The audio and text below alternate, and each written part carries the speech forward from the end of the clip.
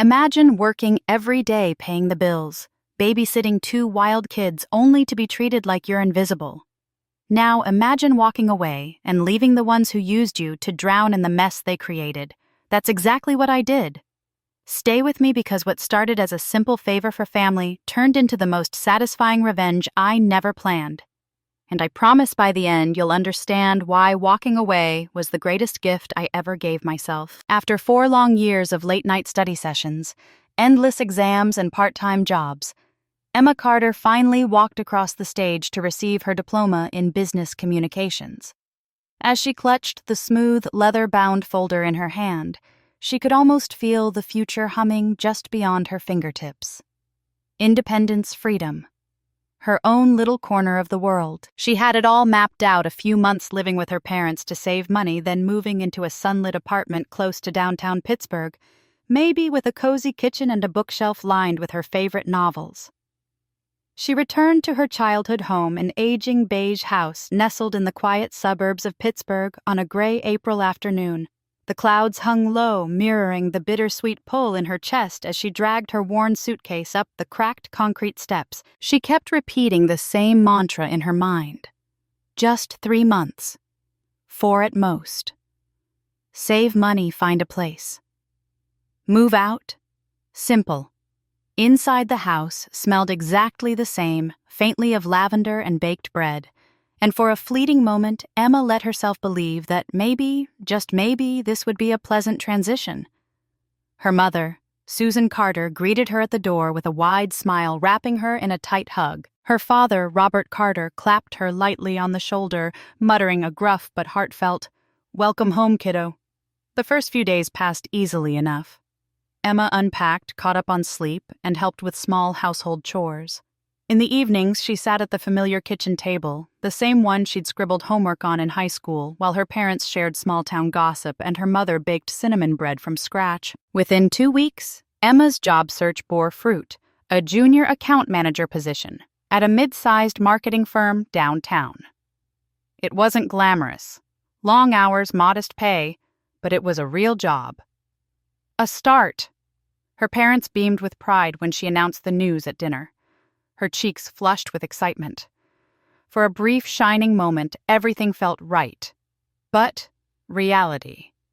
Emma soon learned, has a way of twisting even the brightest beginnings. One evening, as she folded laundry in the living room, her mother floated by with a casual comment tossed like a pebble, but carrying the weight of a boulder. "You know, honey," Susan said lightly, "it makes a lot of sense for you to stay here a bit longer. Save more money. Help out around the house." Emma blinked, unsure if she'd heard correctly.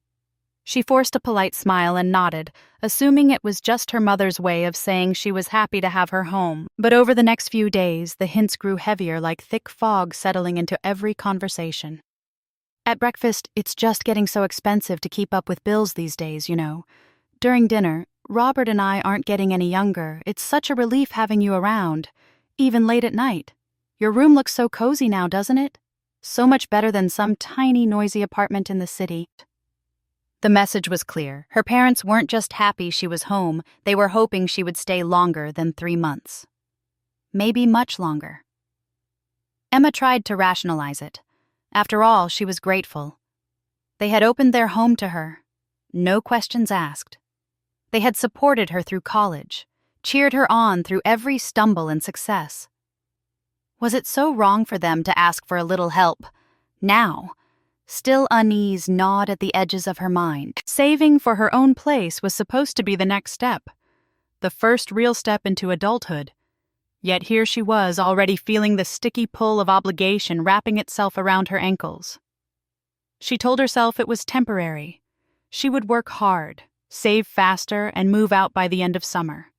She just had to stay focused. But as Emma lay in her childhood bedroom that night, staring up at the ceiling fan, spinning lazily overhead, a small, unwelcome thought flickered in her mind.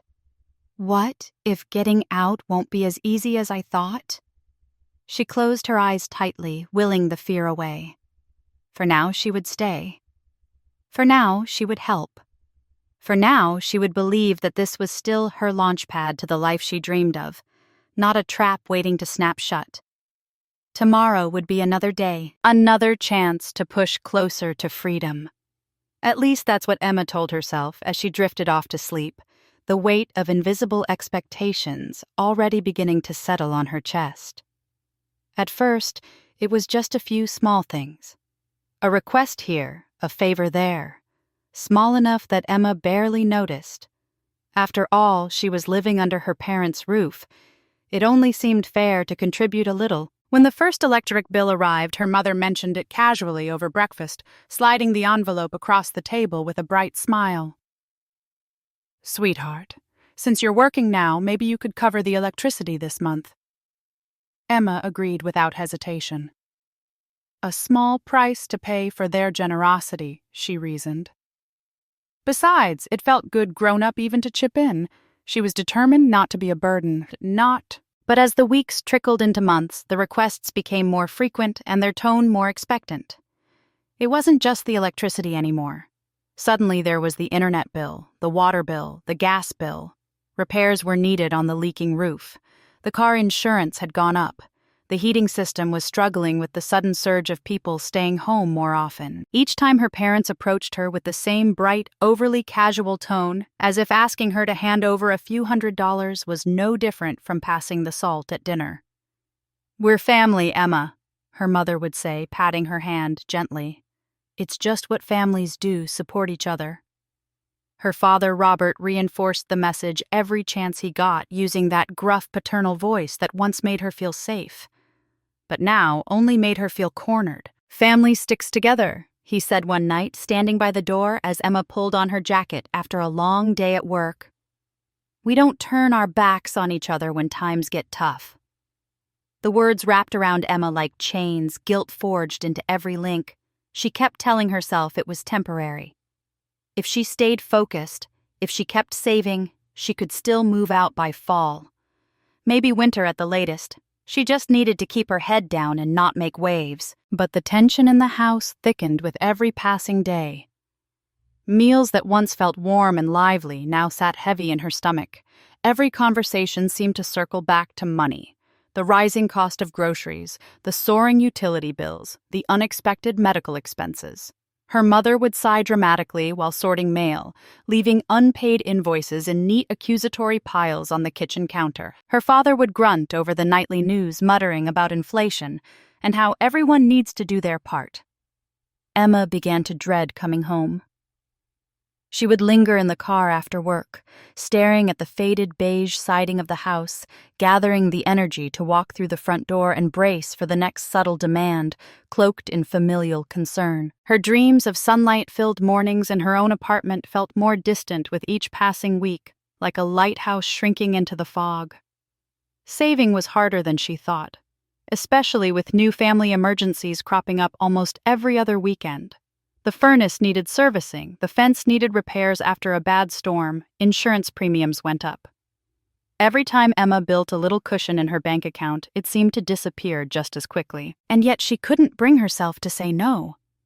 How could she? After all her parents had done for her. How could she be so selfish? That's what they implied every time they asked for more. That's what her own mind whispered late at night, weaving guilt into her dreams. Just a little longer, Emma told herself, pulling the thread of patience taut inside her. Just until I have enough saved, then I'll move out, then everything will be better. But deep down, a seed of doubt had already been planted. What if a little longer kept stretching further and further until she woke up one day and realized she had spent years trapped in the same place, sacrificing her dreams for a family that saw her more as a safety net than a daughter? The thought curled cold and bitter in the pit of her stomach. She buried it quickly, focusing instead on the rhythm of survival. Wake up, work, pay bills, help at home, sleep, repeat. Still the tension gnawed at her, a quiet storm gathering strength behind every polite smile, every nod of agreement, every forced, "Of course I'll help." Emma didn't realize it yet, but she was standing at the edge of something she couldn't ignore much longer. And soon, very soon, the fragile peace would shatter. It happened on an ordinary Sunday afternoon, just as the October leaves had begun to turn gold and red. Emma was curled up in her childhood bedroom, scrolling through job updates on her laptop, when she heard the front door swing open and the familiar high-pitched squeals of children. "Surprise!" Her mother's voice floated up the staircase, bright and cheerful. Curious Emma padded downstairs, only to find her sister Amanda standing in the entryway, arms wide open, flanked by her husband Luke and their two children, Sophie and Ethan. Suitcases and bags cluttered the floor around them like a chaotic welcome mat. "We're back," Amanda announced, her voice ringing with excitement. Her mother rushed forward, tears shining in her eyes, enveloping Amanda in a dramatic hug.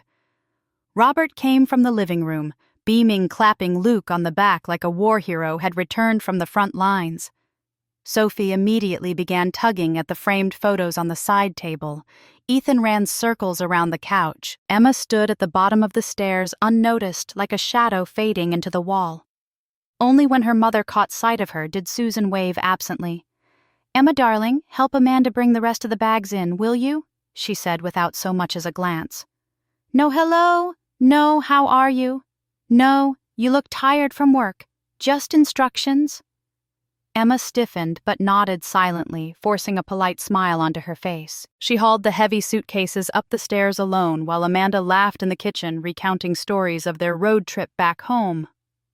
Later that night, around the crowded dinner table, Amanda explained the situation between mouthfuls of roast chicken. "Our contractor messed up the renovations on the new house," she said, rolling her eyes dramatically. "Walls half finished, plumbing a nightmare. It'll take a few months to fix, so we're moving in temporarily." Her mother and father exchanged delighted glances, already imagining the lively noise of grandchildren filling the quiet house. "Of course you'll stay here, honey," Susan cooed. "Family is family. This house is your home, too." Emma sat quietly poking at her cold peas, feeling the invisible wall of separation grow thicker around her. No one asked if she was okay with it. No one considered how it might affect her life. Her opinion wasn't needed or wanted. The next morning marked the beginning of Emma's new unspoken role in the household unpaid babysitter. As soon as she stepped through the door after work, Sophie and Ethan barreled toward her with sticky hands and endless demands. Luke and Amanda would hand off the kids without a word, disappearing upstairs to relax, scroll through their phones, or enjoy a glass of wine. "Emma, can you watch them for a little while?" Amanda would chirp already halfway up the stairs. "You're so good with them," Susan would add with a proud smile, as if Emma had always aspired to be a free childcare provider. At first, Emma tried to help out willingly. She loved her niece and nephew. Their innocent smiles still tugged at her heartstrings. But day after day, the responsibility became heavier, more relentless. It wasn't helping anymore. It was expected, automatic. The worst moments weren't the tantrums or the mess. It was the way the entire family acted like she was part of the furniture, useful, silent, invisible. One evening, after a brutal day at work and 3 hours of babysitting, Emma found herself standing in the doorway to the living room watching a scene that might have warmed her heart once.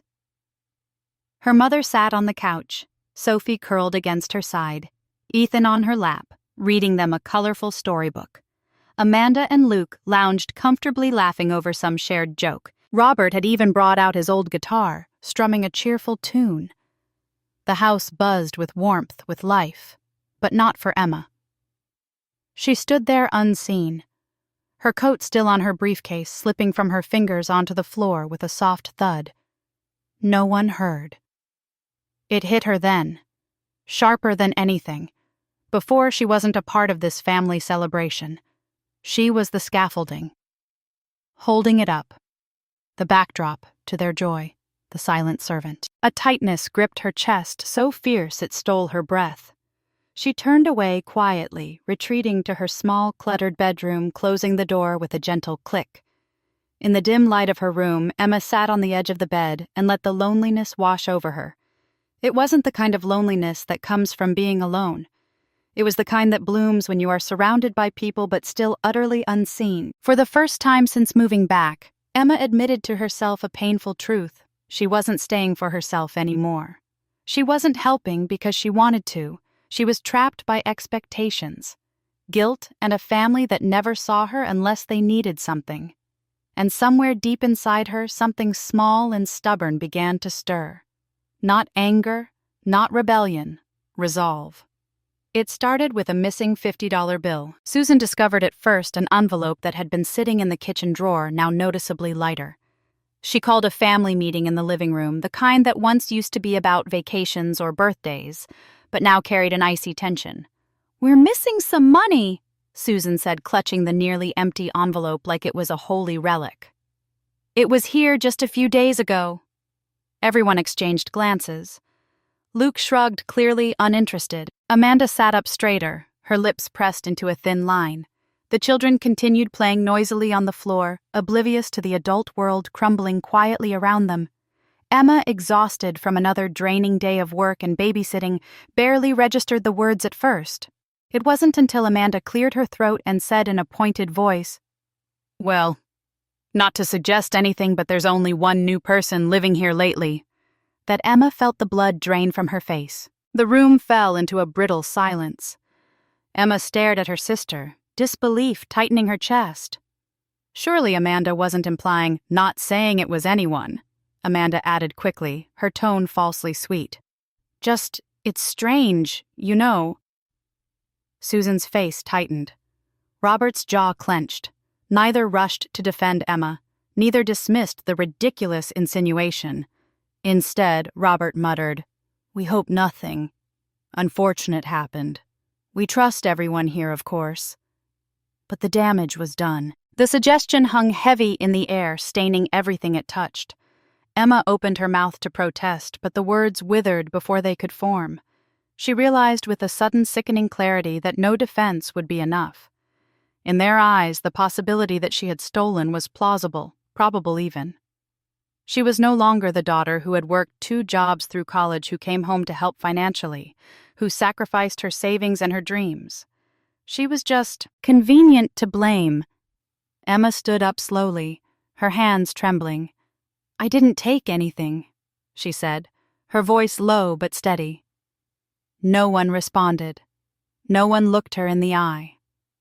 Later that evening, they all sat down to dinner as if nothing had happened.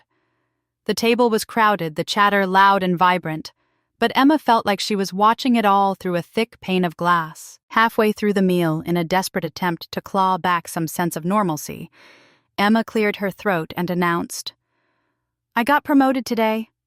Madison and Cole offered me a lead on a new client account. It's a big step." She waited for the congratulations, for the pride, for even a small acknowledgement. There was a beat of silence, just long enough for hope to flicker before her mother clapped her hands together and turned immediately to Amanda. "Did you hear Sophie read her first full book yesterday? All by herself." The room erupted into laughter and clapping. Luke ruffled Sophie's hair. Amanda beamed. Emma sat frozen, the warmth draining from her body, her announcement hanging limp and forgotten in the heavy air. No one asked about her promotion. No one cared. Her fork clinked against her plate as she set it down carefully, her appetite gone. She stared down at her half-eaten meal, a hurricane of emotions swirling inside her, rage, hurt, betrayal. But most of all, a hollow, aching emptiness. She could endure being overworked. She could endure being the invisible caretaker. But being suspected of theft, being overlooked, forgotten, even when she achieved something worth celebrating.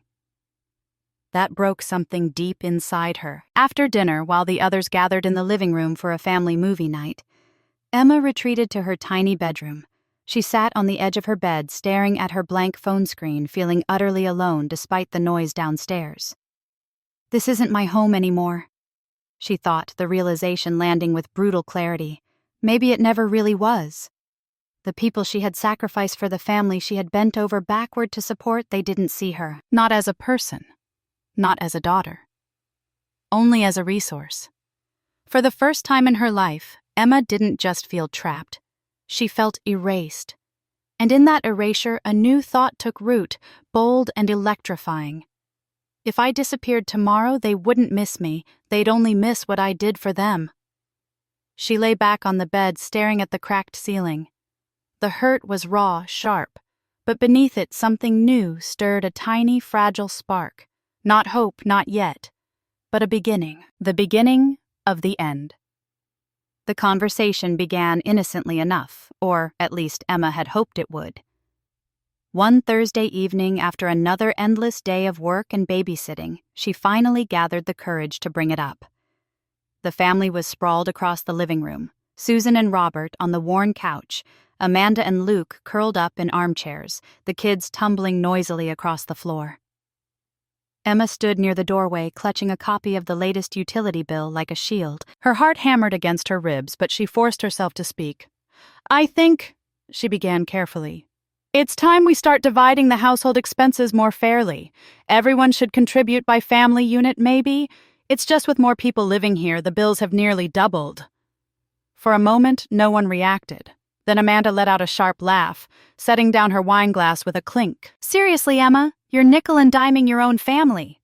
Susan frowned deeply, disappointment radiating from her like a wave. "We're struggling. Emma, Amanda and Luke are in a difficult situation. Is money really more important to you than family?" Robert crossed his arms, his voice low and heavy. "Family is about sacrifice, about stepping up when others are in need, not throwing bills in each other's faces." Emma's cheeks burned. She opened her mouth to explain, "It's not about the money, it's about fairness, about boundaries." But Amanda cut her off with a sneer. "If you can't handle it, maybe you shouldn't be living here at all." Susan quickly added, her voice tight and sharp. "If you're not willing to help your family when we need you most, Emma, then maybe you should shoulder your own responsibilities entirely.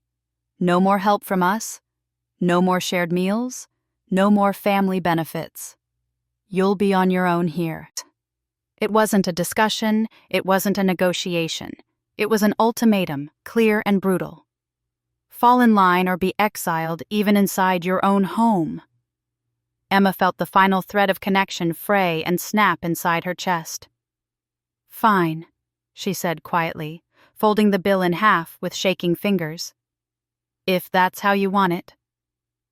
No one tried to stop her as she turned and walked away, the conversation already shifting back to Sophie's latest piano lesson, as if Emma had never even been there. That night, long after the house had fallen into the restless quiet of sleeping children and muted television, Emma found herself standing alone in the darkened kitchen. The clock ticked loudly in the silence each second, a drumbeat inside her hollow chest.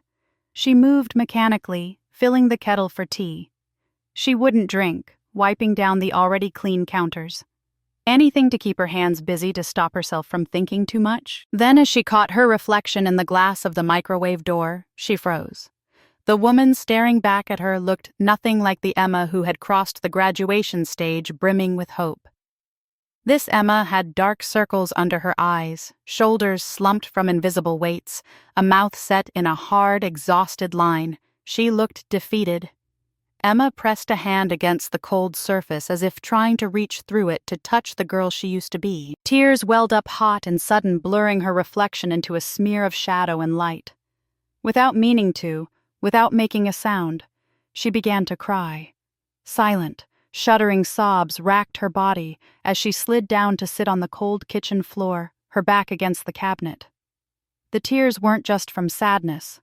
They were from anger, betrayal, exhaustion, all the things she had swallowed down for months finally bursting free. She cried for the girl who had believed she could come home and be welcomed.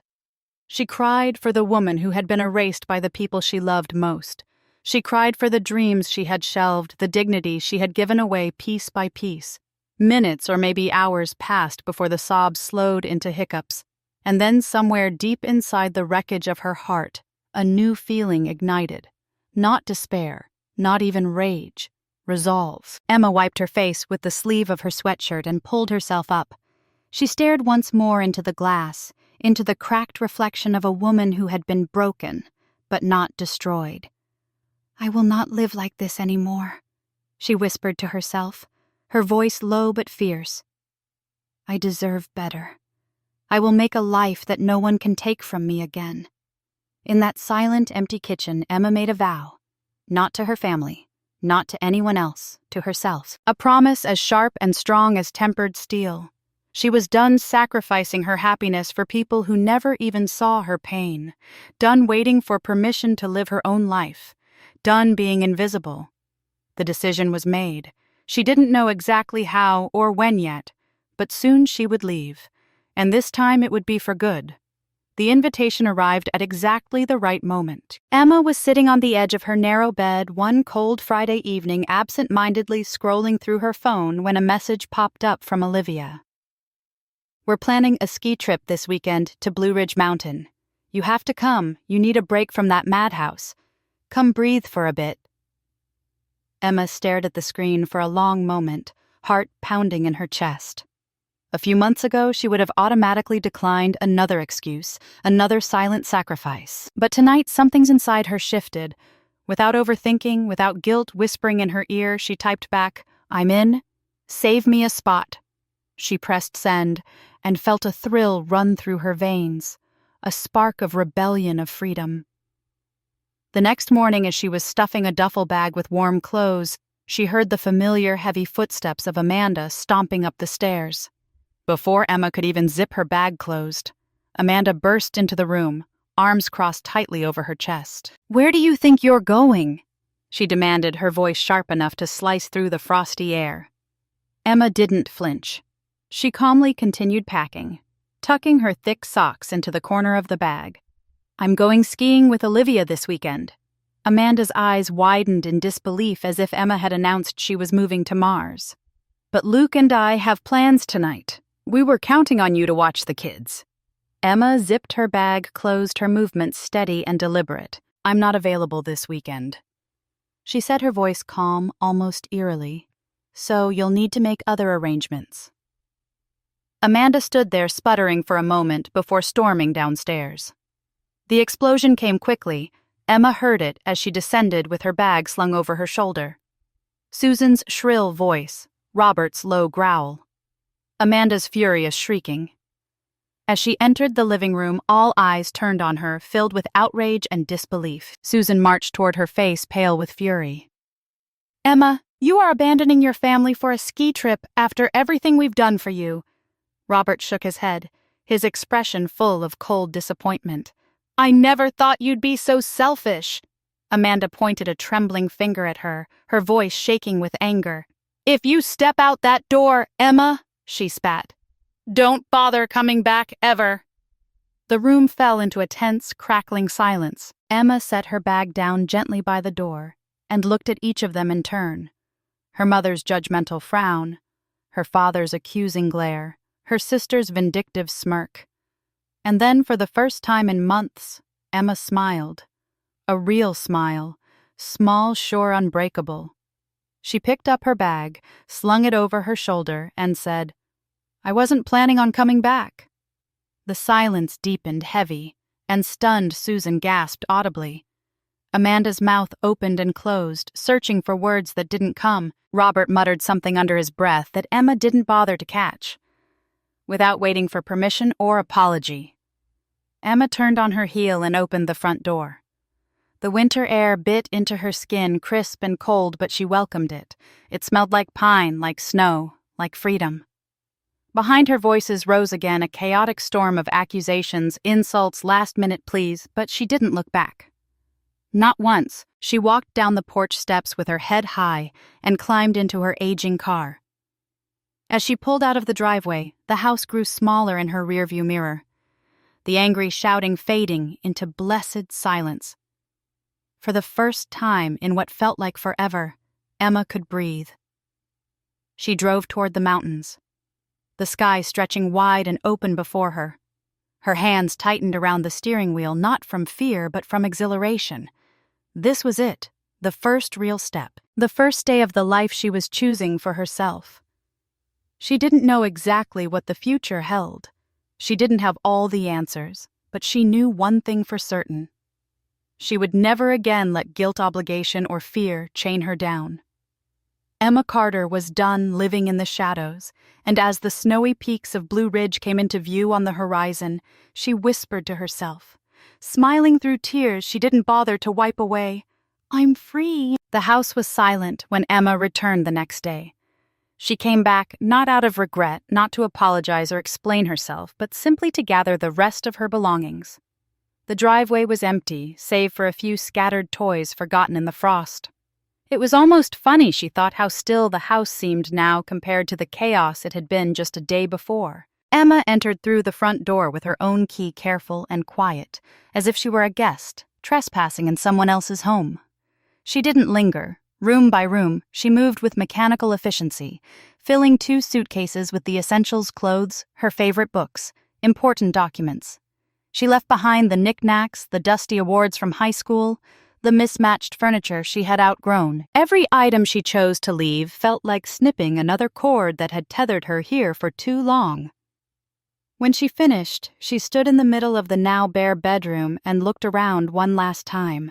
The room was just a box. Now walls, windows, and memories she no longer needed.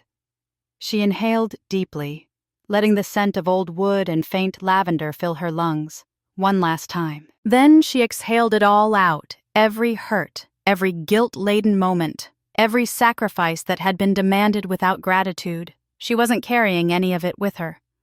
Not anymore. Dragging her suitcases behind her, Emma stepped back outside, closing the door softly. She didn't lock it behind her.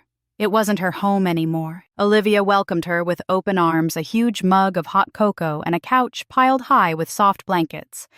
"No lectures," Olivia promised as she handed Emma the cocoa. "No guilt trips, just rest." Emma smiled weakly, the exhaustion catching up to her now that the adrenaline had worn off. She sank into the couch, letting the warmth of the drink and her friend's quiet presence seep into her bones.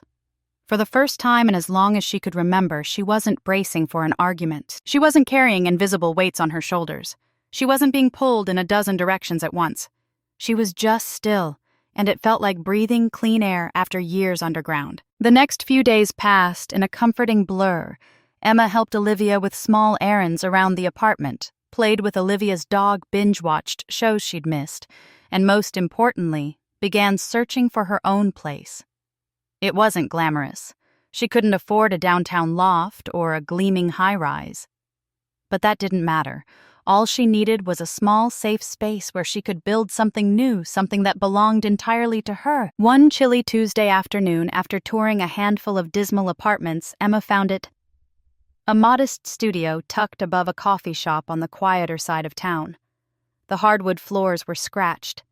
The windows rattled when the wind blew, and the kitchen was barely more than a corner with a stove. But when she stepped inside, sunlight poured through the wide front windows, casting golden pools across the floor. Emma closed her eyes, feeling the warmth of it settle into her skin. This place didn't just feel like a roof over her head. It felt like a beginning. That night back at Olivia's, Emma sat by the window with a notebook balanced on her knees, the city lights twinkling far below. She scribbled lists, things she would need for the apartment, dreams she had set aside for too long, goals she could now pursue without apology. Every word felt like a small rebellion. Every plan was a thread in the tapestry of her new life. She smiled to herself, realizing something she had never truly understood before. Freedom wasn't always grand or loud. Sometimes it was a tiny, stubborn thing, like choosing where to live, how to spend your Sunday afternoon, or saying no without guilt. Sometimes freedom looked like a studio apartment above a coffee shop and a second-hand couch. And sometimes it looked like sitting in the glow of city lights with nothing and no one pulling you back into the shadows. Emma closed the notebook with a satisfied snap and hugged it to her chest. For the first time in years, the future didn't scare her. It thrilled her. She was free, not because anyone had given her permission, but because she had chosen it. And that, she realized, was the kind of freedom no one could ever take away again. Emma returned to her parents' house on a crisp Saturday afternoon. The sky stretched wide and blue above her. She drove with the windows down, the cold air sharp against her skin, keeping her focused, grounded. She wasn't nervous. Not anymore. Today wasn't about confrontation. Today was about closure. The house looked exactly the same: faded siding, cracked driveway, a few toys abandoned near the porch steps. It could have been frozen in time. Emma parked at the curb and stepped out, pulling her jacket tighter around her. She walked up the familiar front path, suitcase in hand, her heart steady. When she knocked, Susan answered the door almost immediately, as if she had been waiting. Her mouth was pressed into a thin line, her eyes wary. "Emma?" she said stiffly. Behind her, Emma could see Robert standing with arms crossed and Amanda perched on the couch, scrolling through her phone like she didn't have a care in the world. The tension in the room prickled against Emma's skin as she stepped inside. She moved quickly, efficiently. Within minutes, she had gathered the last of her belongings: an old photo album, a few sentimental trinkets she didn't want to leave behind, a winter coat hanging in the closet. As she zipped her suitcase closed, she sensed her family watching her, waiting for something, an apology perhaps, or an admission of guilt. But Emma had none left to give.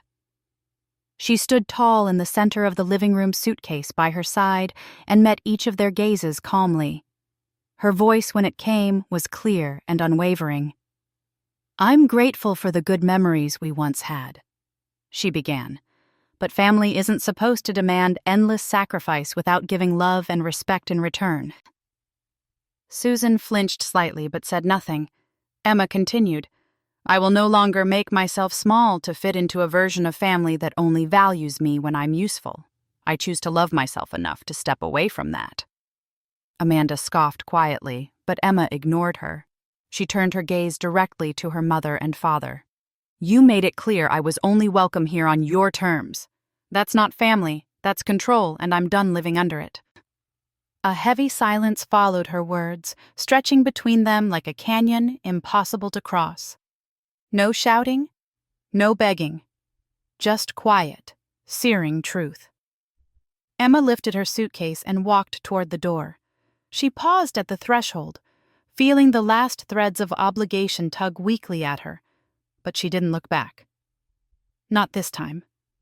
Without a word, she stepped outside and closed the door behind her with a final definitive click. In her car, she sat for a moment, breathing in the silence. Her phone buzzed on the passenger seat, messages already pouring in. "Mom. Please, let's talk about this." Amanda. "Wow. So dramatic. You'll regret this." "Dad, don't forget where you came from." Emma stared at the screen for a moment, her expression unreadable. Then, with slow, deliberate motions, she blocked each number, one after the other.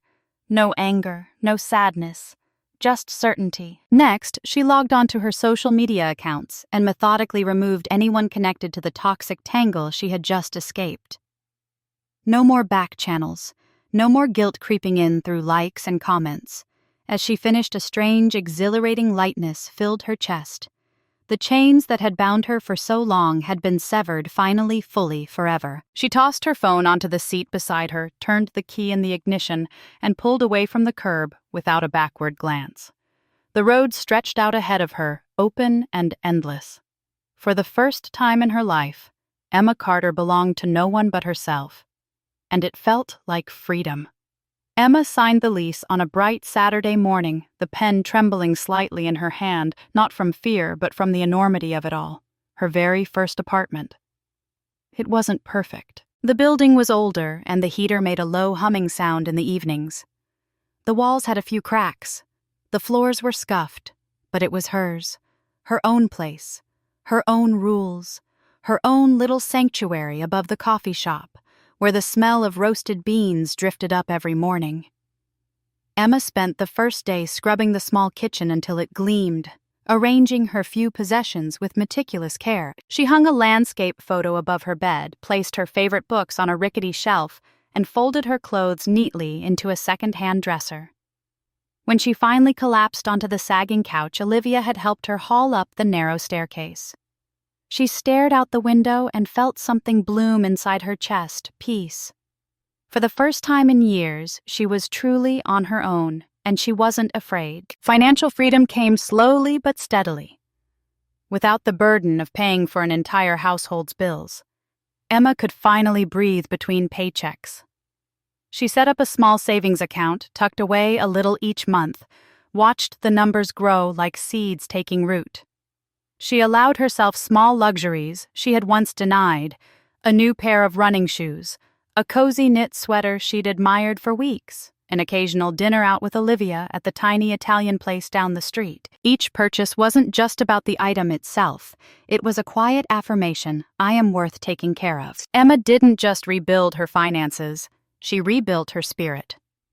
She signed up for a yoga class at a nearby studio, slipping into the back row, at first unsure and self-conscious. But the instructor's kind smile and the community's warm energy made her feel welcome.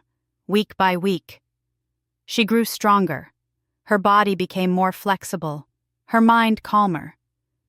She learned how to breathe through discomfort, how to stay present even when things got hard. She also took a weekend cooking class at the community center, rediscovering the joy of making meals just for herself. Simple, nourishing, beautiful. One Sunday evening, Emma stood in her tiny kitchen stirring a pot of homemade tomato soup, jazz music playing softly in the background. She looked around at the modest apartment, the worn floors, the chipped counters, the curtains she had chosen herself, and smiled. It wasn't luxury, it wasn't perfection, but it was hers, and it was enough. Emma's professional life began to flourish too. Freed from constant emotional exhaustion, she poured fresh energy into her work at Madison & Cole. She stayed late to finish client proposals, volunteered for challenging projects, and asked her manager for feedback whenever possible. At night, instead of drowning in guilt and chores, she took online courses in marketing strategy, digital media, and leadership skills. Slowly but surely, her efforts paid off. A few months after moving into her apartment, she received a promotion. Account manager. More responsibility, a better salary, and best of all, the respect she had fought so hard for. Emma celebrated the milestone quietly. A slice of cheesecake from the bakery down the street. A new journal to mark her new chapter. No need for a grand party. No need for applause. Her pride didn't come from recognition anymore. It came from within. Emma built new friendships too, ones untainted by guilt or obligation. She met people at yoga, at the bookstore, even at the local farmer's market. They were different from the ones she had known before. Kind, supportive, curious. They asked about her life not because they wanted something from her, but because they genuinely cared, with every coffee date, every shared laugh, every late-night conversation about dreams and fears. Emma stitched together a new kind of family chosen, not forced. Some nights when the city lights glittered through her window and the world grew quiet, Emma would sit by the window with a cup of tea, her journal open on her lap. She wrote about gratitude, about growth, about healing. And sometimes she simply wrote 2 words over and over: I'm free, because she was truly, finally, gloriously free. And this time there was no going back. The morning light spilled through the wide windows of Emma's apartment, casting soft golden stripes across the worn wooden floor. Outside, the world was slowly waking distant sounds of the city, stirring a dog barking somewhere down the block, the low hum of a passing car. Inside, everything was still. Emma sat curled up in the oversized armchair she had found at a thrift shop, a steaming mug of coffee cradled in her hands. On the small table beside her sat her journal, its blue leather cover glowing faintly in the morning sun. She took a slow sip of coffee, savoring the rich warmth, then set the mug down and opened the journal to a fresh page. For a moment, she just stared at the blank paper, letting her heart speak louder than the noise of old fears. And then, without hesitation, she wrote, I deserve to be loved, respected, and to live a life of freedom. The words flowed out effortlessly, as if they had been waiting inside her all along, just waiting for permission to be spoken. She stared at the sentence, feeling its truth settle into her bones. It wasn't about anger anymore. It wasn't about proving anything to anyone. It was about finally seeing herself clearly and refusing to settle for anything less than what she knew she was worth. For too long, Emma had chased approval, had twisted herself into smaller and smaller shapes just to fit into the narrow spaces others allowed her no more. She didn't need apologies that would never come. She didn't need explanations from people who had never tried to understand her. She didn't need to be seen by those who had chosen blindness. What she needed, what she had found, was already inside her: love, respect, freedom. The sunlight warmed her skin as she leaned back into the chair, closing her eyes for a moment, and letting herself simply be. No demands pulling at her, no invisible expectations tightening around her chest.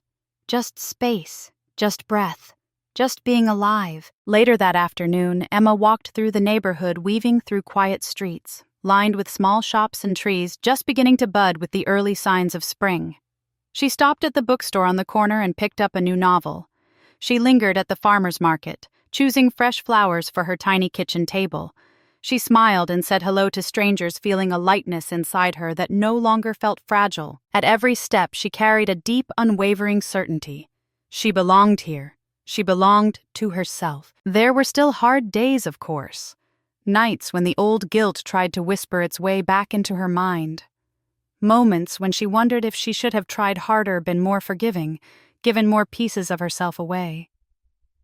But those moments passed. Because now Emma knew how to stand in her own light. She had built a life where kindness wasn't a currency to be spent and exhausted, where love was mutual, not demanded, where her dreams didn't have to be sacrificed on the altar of someone else's comfort.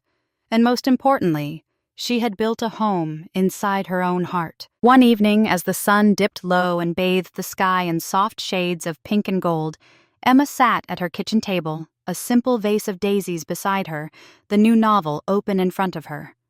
She looked around at the cracked floors, the second-hand furniture, the quiet safe space she had claimed for herself, and she smiled. Not a small smile, not a tentative smile.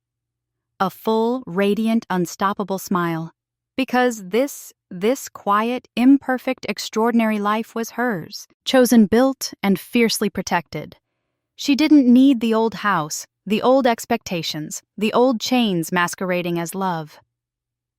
She had herself, and that was more than enough. Emma picked up her pen again and wrote at the bottom of the page she had started that morning. I have found my home, not in walls or people, but within my own heart. She closed the journal gently, as if sealing a sacred promise. Outside, the city moved on. Inside, Emma's soul soared. She was home, and she was free. At last,